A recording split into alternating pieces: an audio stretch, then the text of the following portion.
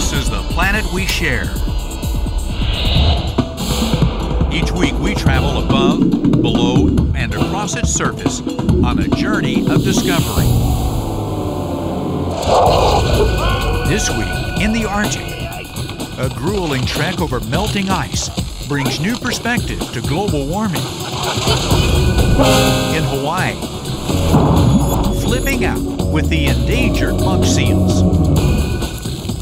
And in Africa, finding the secret of elephant communication.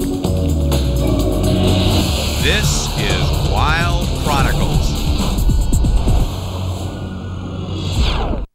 Sponsored by National Geographic Mission Programs, taking science and exploration into the new millennium.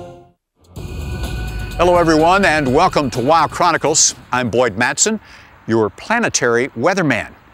If you've been caught in one of these recent heat waves, I can tell you a good place to cool off, the Arctic Circle.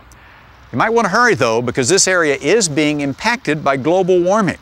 Explorer Will Steger has been documenting some of these changes in his worldwide educational campaign on climate change.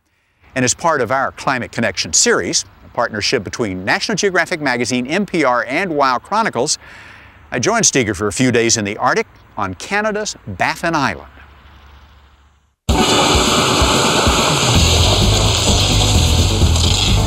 It's mush on slush. In an innovative attempt to educate students about Arctic issues, this team of veteran explorers, educators, and native Inuit hunters are trekking 1,200 miles across the Canadian Arctic by dog sled. This beautiful wilderness looks pristine, but there's increasing evidence that Arctic ice is melting at an alarming rate. It's a phenomenon that team leader Will Steger knows well. The former National Geographic Explorer-in-Residence has been traversing this frozen landscape for 40 years. See these shallow U-shaped valleys here. 40 years ago, there's all glaciers. All along here, you see them. They start melting even in the 60s, but they're rapid decline right now. They're actually essentially gone. There might be a few remnants way up the hill, but that's global warming. NASA satellites give us the big picture. These dramatic images show how the polar ice cap has decreased in just a few short years.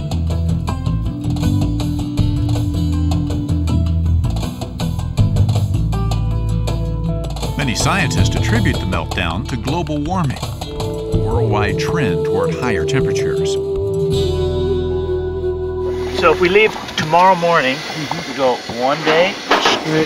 During the 2.5-month journey, the team reports their observations about the effects of temperature change on an educational website, www.globalwarming101.com. Educators Abby Fenton and Elizabeth Andre transmit the material from a portable satellite dish. Teachers use their reports as part of classroom studies. And students can communicate directly with the team if they have questions or comments. We are now going to concentrate on, the high school, college age. So we'll be able to put a lot more energy into this program. This group of Minnesota high school students even came out for a long-distance field trip. Whatever that means. Steger and his team hope that through their efforts, they can educate young people about the dangers facing the polar regions and inspire them to fight against global warming.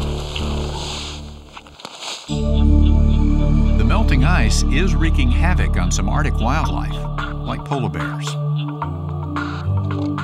The Inuit, who have lived and hunted in this part of the world for many generations, are feeling the heat.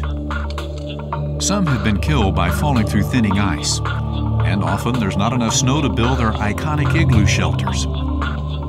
Inuit hunter Theo Ikumak is part of the Global Warming 101 expedition. If I look at the youth that we have today, their future is quite bleak. What I'm finding with the youth is that they won't have the same environment to grow up in. For example, ice might even be a thing of the past. Looking at our 10-year-olds, if they get to be my age, is the ice going to be there? Maybe not. Are the glaciers going to be here? Maybe not. The message is vital. The educational platform is unique, but this is not an easy assignment. The team is traveling to some of the most remote areas on Earth, where they'll be facing some of the harshest conditions on the planet. Oh yeah, are you kidding? Doesn't get any better than this, does it?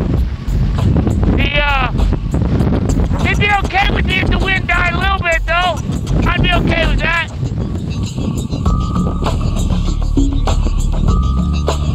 Raging storms can bring the expedition to a standstill. Other times, the weather cooperates, but the terrain does not. It took the group all day to get sleds and dogs up this rocky, slippery waterfall.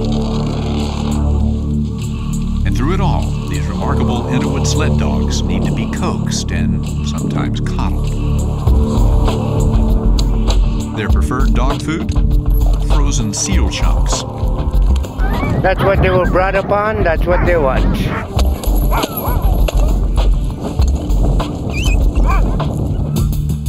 The sled dogs are perhaps the real heroes of this journey. Steger has always preferred to traverse the Arctic with this time-honored method of transportation. If the ice disappears, so too will this way of life. I didn't want to be the eyewitness to global warming, but I've been in areas where no one has ever seen before. And I've seen these changes, but the problem is no one else has seen the dramatic changes. So that's why I'm back here again. It's to bring an audience, talk to the culture, bring back film live on the website to show people that this is real. Steger and his team hope their expedition will do just that. Give a face to climate change. Show how people, not just a landscape, are being affected by melting ice. Global Warming 101 may be a tough lesson, but it's one worth learning. Sponsored by National Geographic Mission Programs, taking science and exploration into the new millennium.